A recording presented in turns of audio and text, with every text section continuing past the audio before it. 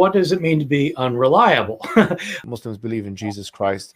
There's a lot of interest, I think, from the Muslim community, and many Muslims feel that your conclusions, your historical conclusions of who Jesus Christ is more commensurate with the Muslim idea than it is with the Christian one. I wouldn't say that they line up well with the Muslim view. I really do think Jesus was crucified and that he really was dead and buried. I'm not interested in whether Jesus was the Son of God, because I don't think there was a God. And so my understanding is that your conclusion is that Jesus Christ was a messianic prophet. I think he thought that he was a son of God, in the sense that he was specially chosen by God. I think Jesus really did think he was going to be the Messiah, the future king of Israel. I mean, that is, after all, why they crucified him. I think that that's historically right.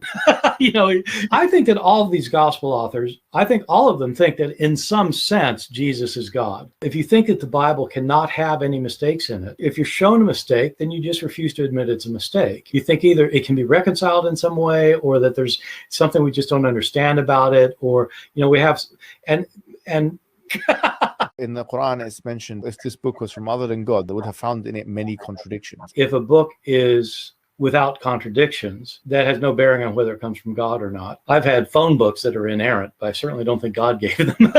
So, no, that is my view. It's a necessary condition for a book from God not to have contradictions. That's an assumption about what kind of book God could write. I know this is an important argument that apologists use for Islam. As somebody who is not either Christian or Muslim, it doesn't make sense to me for humans to say what God has to do.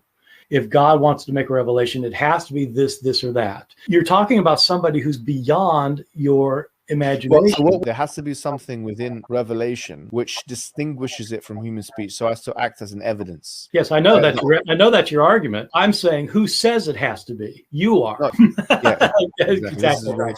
If it's not, then anyone can claim prophecy or prophethood, right? Well, the Christians say that's what the Christians say what Muslims are doing. They're just claiming things for themselves.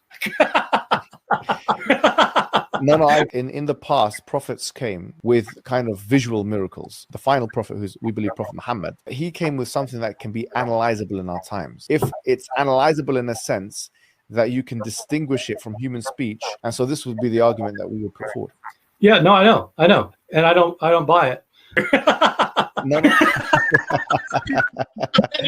Suppose he did not call himself God. That would not mean he's not God. I don't call myself a pain in the neck, but doesn't mean I'm not a pain in the neck.